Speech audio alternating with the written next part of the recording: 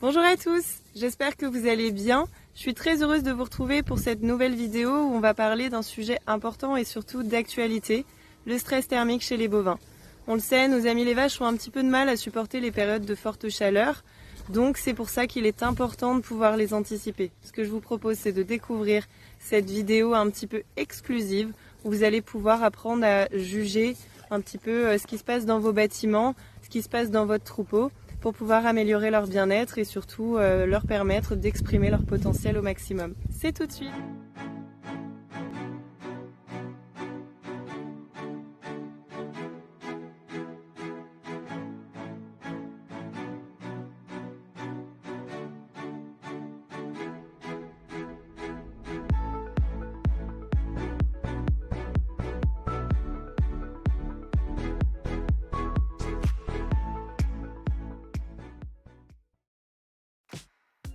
Gérer le stress thermique est devenu un des enjeux majeurs dans nos troupeaux en période estivale.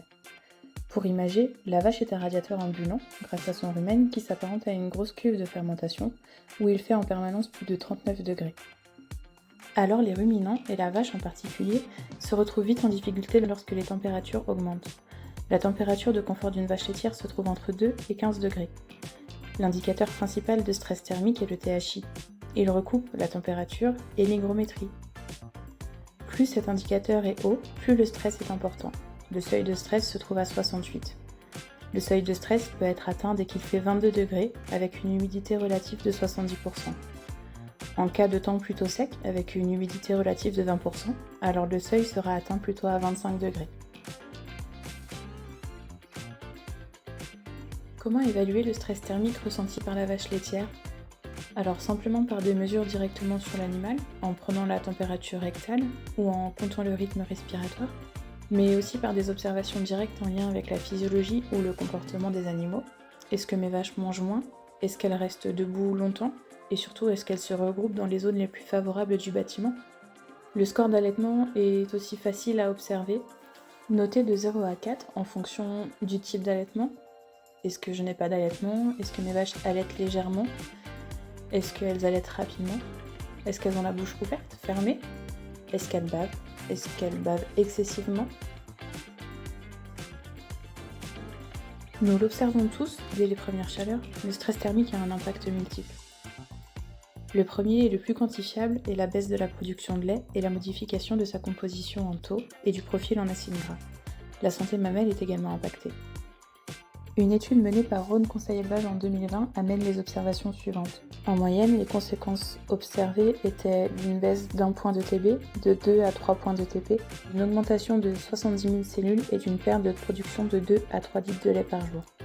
Le chiffrage estimatif de ces pertes en production atteint environ 1,70 € par vache par jour de stress thermique, avec un lait valorisé à 480 € les millilitres. Moins visible, mais tout aussi impactant, les perturbations métaboliques, les boiteries, la baisse des performances de reproduction et surtout l'impact sur les vaches gestantes et les nouveau-nés ne sont pas à sous-estimer.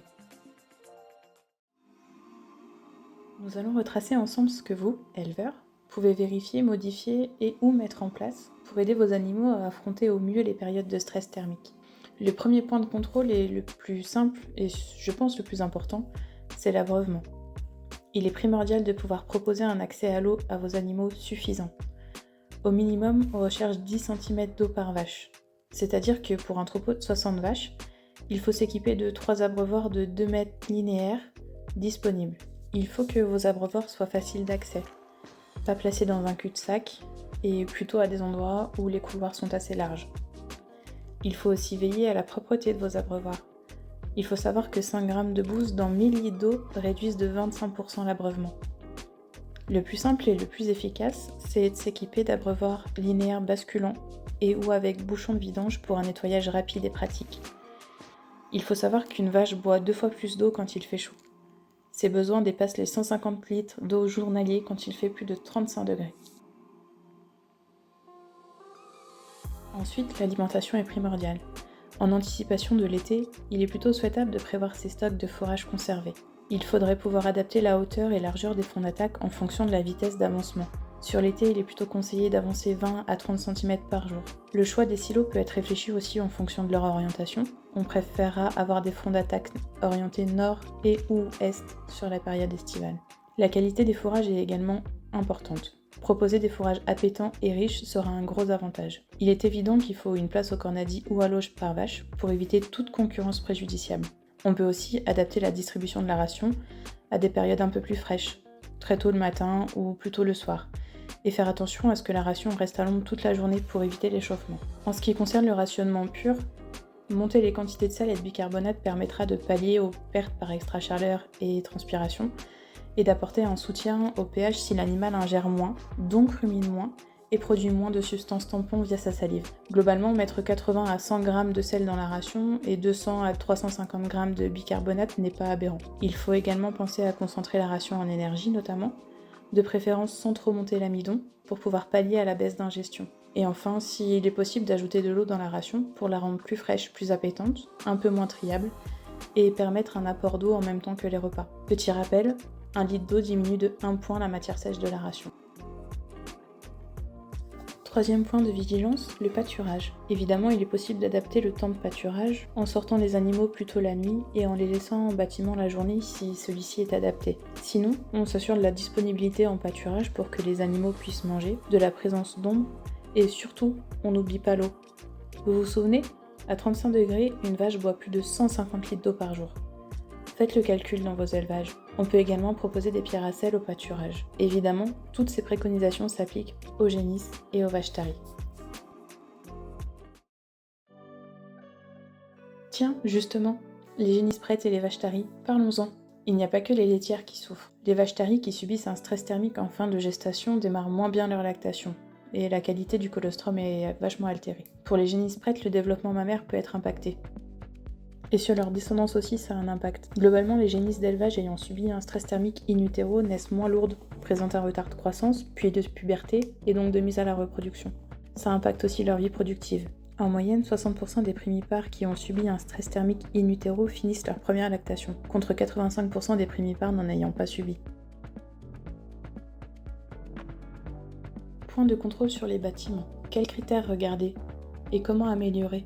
La luminosité, c'est super l'hiver. Par contre, l'été, par rayonnement, ça ramène vachement de chaleur. Pour réduire le rayonnement direct, le mieux c'est d'avoir de vieux translucides qui laissent plus rien passer. Pour les bâtiments neufs, c'est de prévoir des toitures sans translucides et privilégier l'entrée de la lumière par les côtés. Et pour les autres, il existe une peinture de cériste à base de chaux qui s'applique sur les translucides. Elle permettra de laisser passer la lumière mais pas les UV, et donc de baisser la température ressentie. La mesure des lux permet de savoir comment se situe la luminosité du bâtiment. Au-delà de 800 lux, alors il peut y avoir une différence assez importante entre la température réelle et ressentie par le rayonnement. La ventilation naturelle, c'est la bête noire de nos bâtiments et pourtant c'est vraiment une priorité. Pour avoir un bâtiment sain, avec de l'air qui se renouvelle et un taux d'humidité relative plutôt acceptable. Il ne faut pas avoir peur de créer des ouvertures sur les longs pans, dans le bardage, ou encore d'utiliser des rideaux amovibles. Attention aussi aux facteurs extérieurs qui peuvent bloquer les entrées d'air. Petit point de vigilance supplémentaire pour les aires d'attente pour les élevages équipés de salles de traite. C'est souvent la première zone d'inconfort dans les bâtiments vaches laitières. Globalement, on peut avoir des plafonds bas, des zones de rayonnement, et c'est souvent les zones les moins ventilées du bâtiment.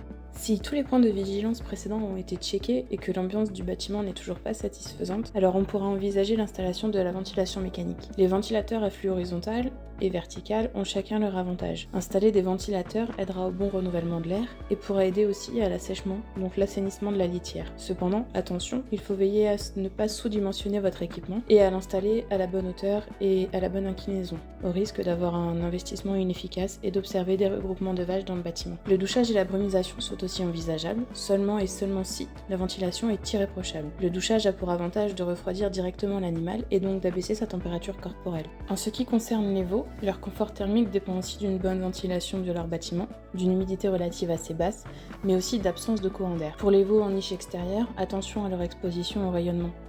Il existe des voiles d'ombrage pour les en protéger. Et surtout, on pense à leur mettre de l'eau propre et fraîche à volonté dès la première semaine. Bah oui, quand un veau boit son lait, en fait il se nourrit, mais il ne boit pas. Si vous avez envie de faire le point sur la situation de votre bâtiment, les conseillers Axel sont capables de réaliser des diagnostics stress thermiques avec des outils adaptés et des conseils avisés. Et si vous avez envie d'aller plus loin, nous proposons dès cet été la pose des capteurs Valomilk. Ces capteurs-là sont capables de mesurer entre autres le THI, la luminosité, les émissions de méthane, la présence d'ammoniac, le bruit ou encore le temps de présence de vos animaux dans les bâtiments en temps réel. Pour plus d'informations, n'hésitez pas à demander à votre conseiller ou votre conseillère. Et voilà, c'est tout pour aujourd'hui. J'espère que cette vidéo vous aura plu et surtout qu'elle vous aura apporté. N'oubliez pas, pour nous soutenir, vous pouvez toujours la liker, commenter, mais aussi et surtout partager pour nous donner de la visibilité. Je vous dis à bientôt dans une prochaine vidéo. Au revoir!